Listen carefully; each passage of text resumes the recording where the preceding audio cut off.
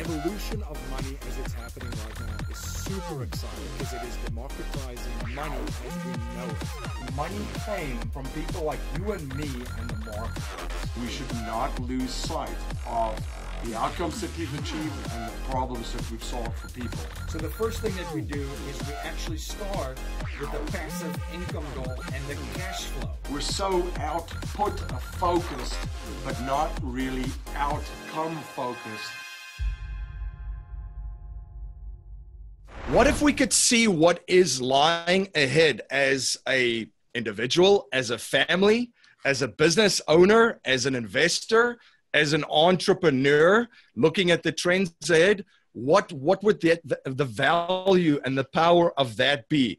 Joining me again on the show, I'm honored to have on, is Mr. Gerald Celente from the Trends Research Institute. They publish a phenomenal journal, the Trends Journal, that comes out quarterly. And if I'm not mistaken, Mr. Celente, there's another one ahead. It is August, so I was excited for the release. Mr. Celente, welcome back to the show. Well, thank you, MC. No, actually, now it's since 1991, it was a quarterly, but beginning in July, now the Trends Journal is a monthly. So the Trends Journal, we do trend alerts each week, Trends in the News broadcasts, weekday nights, and other platforms as well. And one of the benefits as a subscriber that you do get is these trend alerts. As you mentioned, you sent one out today. So I figured that might be a great place for us to start because it kind of ties into the economy and global markets. What are you seeing out there? And trend alert today, economic terror strikes to sink markets. Can you share a little bit more with my listeners about that? Sure. What the United States is doing is putting sanctions on nations such as Turkey, Iran, Russia. And you listen to the comments from the prime minister of Russia or the president of Turkey, and they're calling it economic warfare. And that's what it is. You know, there's military warfare, cyber warfare, and economic warfare. And it's destabilizing global markets. It's what these are trigger points. For example, we've had rising interest rates in the United States since February, and that's what brought the Trump rally into correction territory briefly. And it also destabilized other markets because the dollar is getting stronger as interest rates are rising. And what you're looking at are some $40 trillion worth of debt that the emerging markets have taken on since the end of the Great Recession. So how do they pay back that debt? Well, a lot of it's in dollars. So as the dollar gets stronger and their currencies get weaker, they have a lot of problems because their debt just increased. For example, what you have in Turkey, you're looking at the Turkish lira is down 45% against the dollar. So just in corporate debt, they have about $300 billion worth. They have to pay it back. Now they have to pay it back with more money of a declining economy. Then go around the world. They just raised interest rates 5 percentage points on Monday in Argentina. I mean, the United States is what they raise interest rates, 25 basis points and over several months and years. And so what happens? You have an inflation rate in Turkey of 100%. Yeah, there's just this year, you have an inflation rate over there in Argentina, 30%. You're looking in Iran, their real is declining rapidly, hitting new lows against the dollar. So this is causing destabilization worldwide. So it's not only what the sanctions are, those are like wild card events that make a bad situation worse. And again, you could go country after country, the Indian rupee, all-time low against the dollar. Well, what does that mean? So it's an all-time low. Well, they don't have a lot of dollar debt. No, but don't they, 80% of their energy is imported? And what's that energy based in? Dollars. So now, as their rupee goes down, as oil prices go up, they have to pay more. You're looking at a global slowdown. Look what's going on in China. New numbers just came out. Investment in China, asset investment in China is down now to 1999 levels. Retail sales are down. So as the dollar gets stronger, it's putting a lot of pressure on a lot of these economies. And these sanctions are just another form of warfare that's making it worse. We have equity prices that's very, very high. And then also on the home side, we've seen a lot of home prices and home recoveries. If we look at an affordability index, I saw the other day, we're close to back to where we were in 2008. What are some of the things that you're seeing around the equity market here in the United States? And then also home prices in the States, because these are two places that the majority of people have all of their savings and their wealth. Well, on the home front, you're seeing mortgage applications continue to decline as interest rates go up. And you're also seeing a lot of people not being able to afford homes. Only the higher end ones are selling, high end to mid high end. So, I mean, they're all selling, but not at the lower end because there aren't that many on the market available on the lower end. So do we see a readjustment in housing prices? If the economy goes down, of course there will be. But we only see it as a temporary down.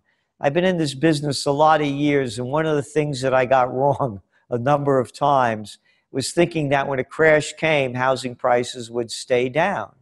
But they don't. And it's a supply and demand issue. And you're looking at numbers now in the United States, for example, well over 60% of the renters say that they wish that they could afford to buy homes and not rent, but they just don't have the money for down payments. So we will definitely see a vast correction in the housing market, but over the long term, the prices just keep going up. They may even stay down for a few years, but over the longer period, they're back up. And again, on the housing front, it's definitely supply and demand. There's not enough supply. And there's not enough demand at this time to keep pushing them up much higher. So we're seeing a leveling off already when you're watching new mortgage applications starting to decline in the States. Another area that you guys have put out some amazing information about was the cryptocurrencies. What do you see currently what's going on within the crypto space and in the crypto markets? Long term, we believe there's going to be the crypto markets. We're bringing on analysts that do more of the chart work. And in that field, they're saying that they've peaked and that they have more downward correction to go. Interestingly, however, we're seeing what happened with the gold market. And we had been saying now for several months that gold was going to go to the 1,200 level. Well, it's gone below that now. So we think gold is now nearing its bottom, and it has a better upside than a downside. However, you're also seeing interest going back into the crypto market as the global stock markets are going down. So it's interesting, and it's really hard to say where the cryptos are going. It's a new market. People call themselves experts, and charts do have their valuable asset to them. But it's so volatile out there. But we believe long-term cryptos are here to stay, and others don't. And the reason we're saying that is because the whole world is going digital.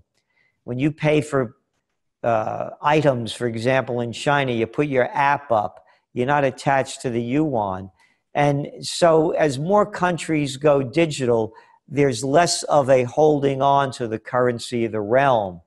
And also what's important in the whole digital aspect is, again, that it's new.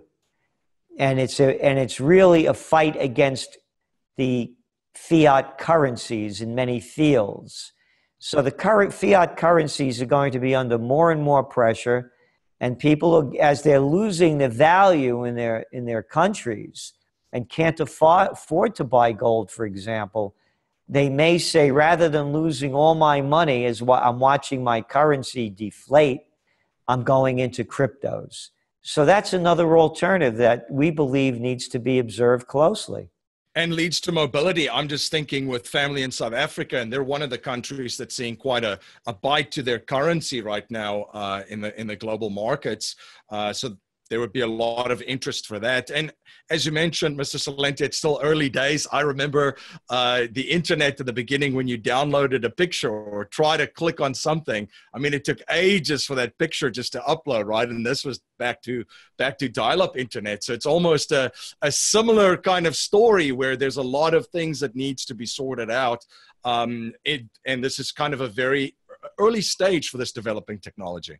Yeah, you really nailed it. Exactly. So, go back to the 1990s, 1994. The computers were so slow. You had the disk drive. You had to put a disk in. Yep. And, so it's a whole different world. Trends are born, they grow, they mature, reach old age, and die. And when we look at the internet trend, it's only a teenager in real life. And when you look at the crypto trend, it's still in its infancy. So again, we're trying to look at it from different angles, from the chart perspective, that we have someone that does it for us, Mr. Cho, and on the trends level that we do, looking at it from another direction. He's much more negative in the sense of crypto growth than we are. And his chart work has been valuable and pretty accurate to date. Producers and creators are the sources of all value on the planet. MC Lobster, the host of the top-rated business and investing podcast Cashflow Ninja, is on a mission with Producers Wealth to help producers create, protect, and multiply their wealth outside of Wall Street in any economy by creating systems and processes that help them increase their production, provides them with liquidity, passive income generators, and opportunities for enormous growth. Learn more about their time-tested and proven systems at yourownbankingsystem.com. That's yourownbankingsystem.com. Another thing that ties into is the technology of blockchain technology. And I want to touch on this a little bit too, because there is a lot of platforms, social media platforms right now that we're seeing how can I say this? The hand of control moving in, and a lot of folks getting actually deplatformed. Alex Jones at InfoWars is one of them. I saw that Stefan Molyneux, that has a very large philosophy show, one of the biggest on the internet, talks about very, very controversial subjects such as peaceful parenting and so forth. He's been getting some strikes against his, where blockchain offers a decentralized platform, for instance, like Steemit, offers an alternative where voices and the marketplace will decide the popularity of certain folks. Well, this whole thing about censorship is disgusting.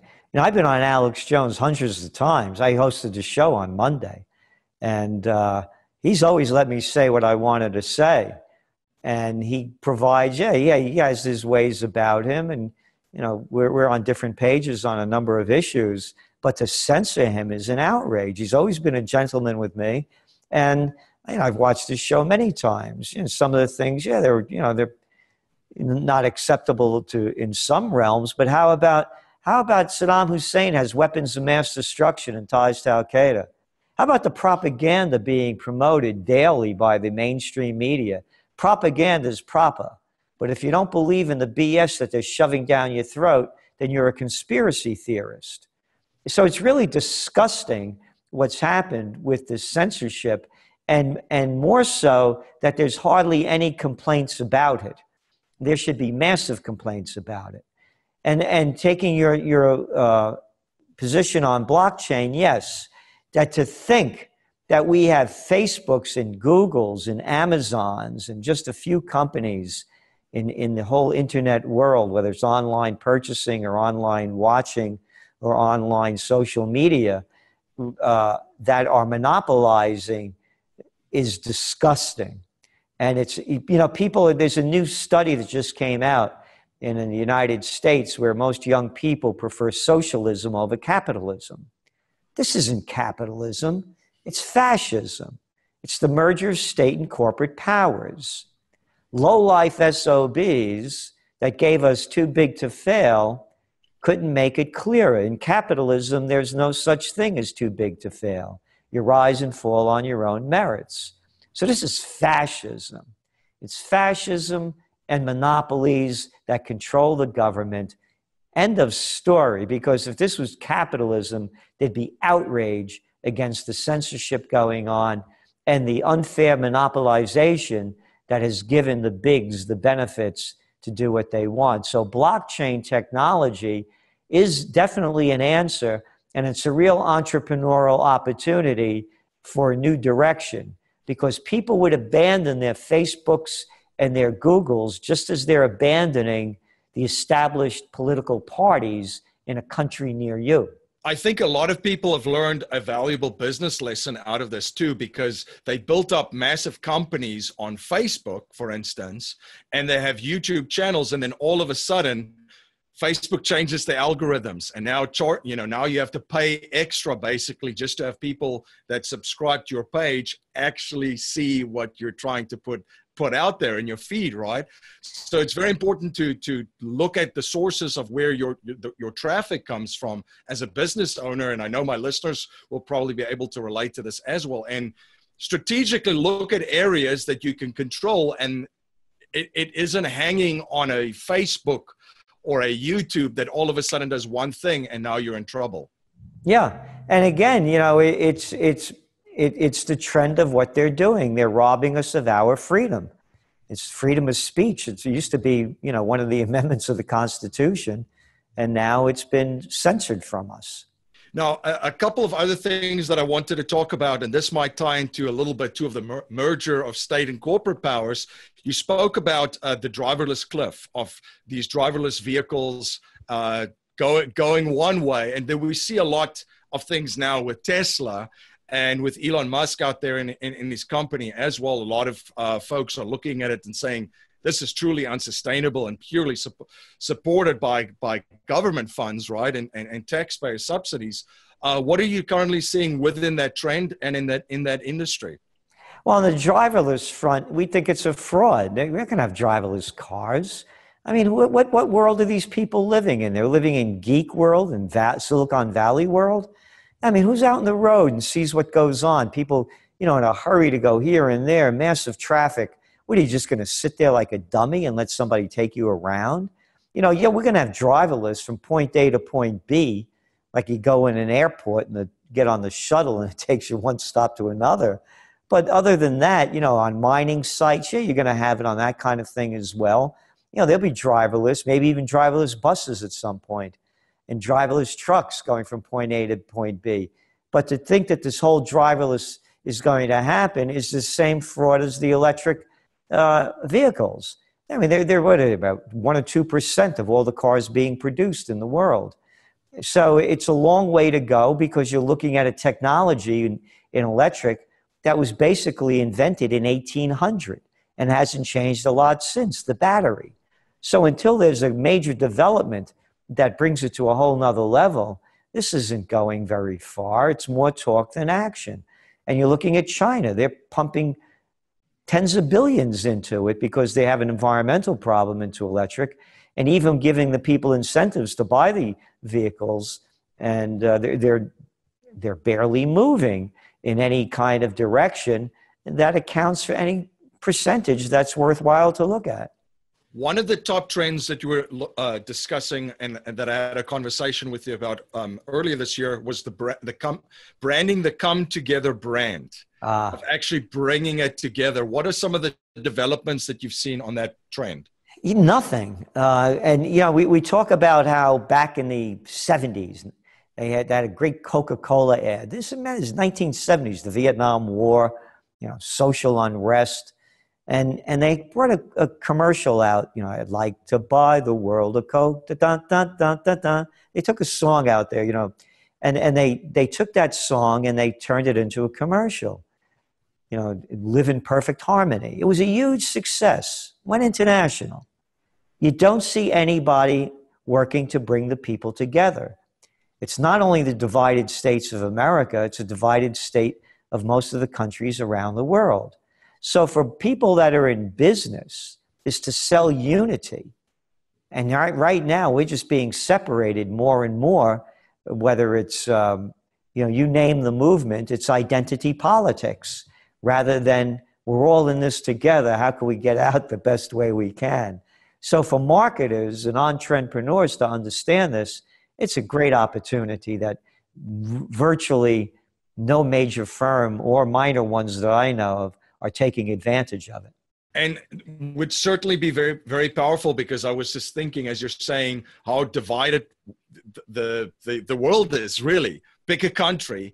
There's a lot of, there's a lot of tension between a lot of different groups. And this is where we're supposedly still in an area and at a stage where markets are at all-time highs. Home prices are back, for instance, in the United States. People feel that they have money again in their retirement plans, in their homes, and so forth. So the alternative to that would be not having it, and that would tie into more tensions in my view.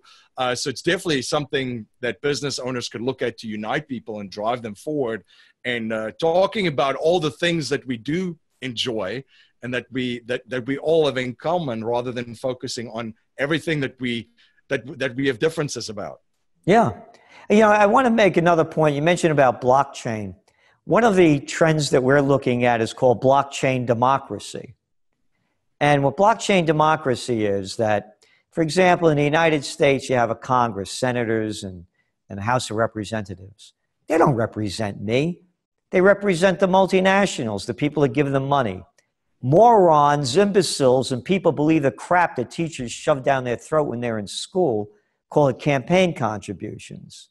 Adults with a brain bigger than a pea call it bribes and payoffs. That's all they represent, are the people that bribe and pay them off. No greater example than a one-party system than in the United States, where they just passed one of the biggest defense budgets by far, $716 billion, and 41 Democratic senators voted for it. Only 7 voted against it. 139 in the House of Representatives voted for it, 49 against it. So blockchain democracy, they don't represent me. On major issues, we the people should be able to vote. They don't, again, the same thing with blockchain democracy. They're worried about the Russians hacking into the system. And you mentioned, and you know, just not only you're mentioning it, but we all know it, the efficiency of blockchain technology and how it's being used by major corporations around the world. Once that transaction is made, it's blocked. You can't hack into it. So what blockchain democracy means is that we could do away with these antiquated systems of going to polling places, and we could vote online. It's not going to be hacked. You can open up the algorithms to everyone. And it's much safer than these crude systems that they have now that are always being hacked, and they're always being not only hacked, but manipulated often in a country near you. So that's another big trend that we see that could really make a big difference when the people's voice is heard, rather than the politicians who get paid off by the corporations and others to push through what they want to have. And again, when you look at the opioid crisis in the United States, all you have to look at is how the politicians sold us out and let these people pump these. They're drug cartels. People call them big pharma. Grow up. They're big pharma. They're big drug cartels. And they're paid off. They pay the politicians off to do what they want them to do. So that is a big trend that can happen anywhere in the world. And we're going to be writing about that also in the August Trends Journal that will be out actually tomorrow. Fantastic. Yeah, I think a lot of people started waking up and seeing, boy, somebody just left political office and they are getting paid $750,000 to make a 30-minute speech. Well, that doesn't seem really right. There's something missing there. So we have the elections coming up. Final question for you. Is there any wild cards in the elections in the midterms? What do you think it has in store for us? Yeah, the wild card that we're forecasting is that Trump is going to make peace with North Korea.